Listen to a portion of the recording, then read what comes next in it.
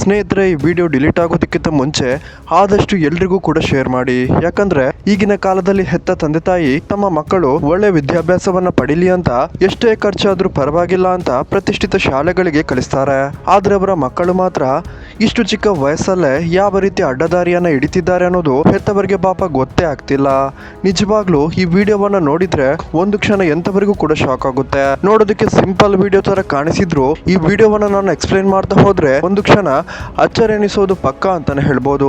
ಸ್ನೇಹಿತರೆ, ಈ ವಿಡಿಯೋದಲ್ಲಿ ಅಂಥದ್ದೇನು ವಿಶೇಷತೆ ಇದೆ ಅಂತ ನೋಡೋದಾದ್ರೆ ವೀಕ್ಷಕರೇ, ಈ ವಿಡಿಯೋದಲ್ಲಿ ನೀವು ಒಂದು ಕಾರ್ ಮತ್ತು ಒಬ್ಳು ಹುಡುಗಿ ಸ್ಕೂಟರ್ ನಲ್ಲಿ ಕೂತ್ಕೊಂಡಿರೋದನ್ನ ನೋಡಬಹುದು. ಈ ಸ್ಕೂಟರ್ ನಲ್ಲಿರುವಂತಹ ಹುಡುಗಿ ಯಾವ ಶಾಲೆ ಅಂತ ಹೇಳಕ್ ಹೋಗಲ್ಲ, ಆದ್ರೆ ಈ ಶಾಲೆಯಲ್ಲಿ ಕೇವಲ 10ನೇ ತರಗತಿವರೆಗೆ ಮಾತ್ರ ವಿದ್ಯಾಭ್ಯಾಸವನ್ನ ಕೊಡ್ತಿದ್ದು.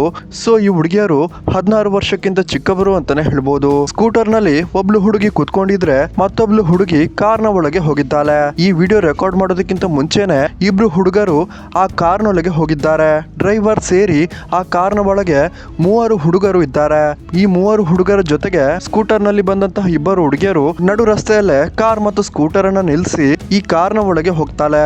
ಈ ಕಾರ್ನ ಒಳಗಡೆ ಏನ್ ಗಣಂದಾರಿ ಕೆಲಸ ಆಗ್ತಿದೆ ಅನ್ನೋದು ನಿಮ್ಗೀಗ ಸ್ವಲ್ಪನೇ ಅರ್ಥ ಆಗ್ತಿರ್ಬೋದು. ಈ ಕಾರ್ನ ಒಳಗೆ ಒಬ್ಳು ಹುಡುಗಿ ಹೋದ್ರೆ 10 ರಿಂದ 15 ನಿಮಿಷ ಬಿಟ್ಟು ಅವಳು ಮತ್ತೆ ಕಾರ್ನಿಂದ ಹೊರಕ್ಕೆ ಬಂದು ಮತ್ತೆ ಸ್ಕೂಟರ್ ನಲ್ಲಿ ಕುತ್ಕೊಳ್ತಾಳೆ. ಆಮೇಲೆ ಸ್ಕೂಟರ್ ನಲ್ಲಿದ್ದ ಮತ್ತೋರ್ವ ಹುಡುಗಿ ಕಾರ್ನೊಳಗೆ ಹೋಗ್ತಾಳೆ. ಇದೇ ರೀತಿ 2 ರಿಂದ 3 ಗಂಟೆ ಕಾರ್ನೊಳಗೆ ಏನಾಗ್ತಿದೆ ಅನ್ನೋದೇ ತುಂಬಾನೇ ಅಚ್ಚರಿಯನ್ನ ನಿಮ್ಗೆಲ್ಲರಿಗೂ ಕೂಡ ಮೂಡಿಸ್ತಿರ್ಬೋದು. ಒಬ್ಳು ಹುಡುಗಿ ಕಾರ್ನಿಂದ ಇಳಿತಾಳೆ, ಸ್ಕೂಟರ್ ನಲ್ಲಿ ಕೂತ್ಕೊಳ್ತಾಳೆ.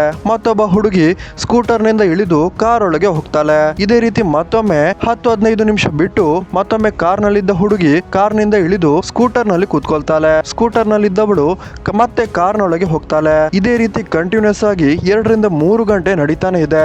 ಇದು ಇವತ್ತೊಂದು ದಿನ ಮಾತ್ರ ಅಲ್ಲ, ಪ್ರತಿ ವಾರ ಇದೇ ರೀತಿ ನಡೆಯುತ್ತೆ. 2-3 ಹುಡುಗರು ಕಾರ್ನೊಳಗೆ ಇಡ್ತಾರೆ.